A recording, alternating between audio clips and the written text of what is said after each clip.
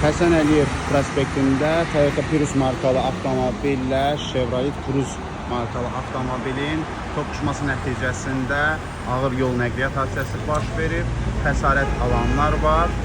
BTV Xəbər hadisə yerindədir.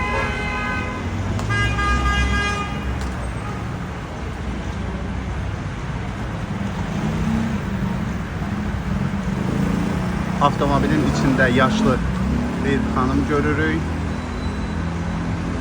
Ağır yol nəqliyyat hadisəsi nəticəsində xəsarət almış bir xanım avtomobilin içindən çıxarılmağa çalışılır.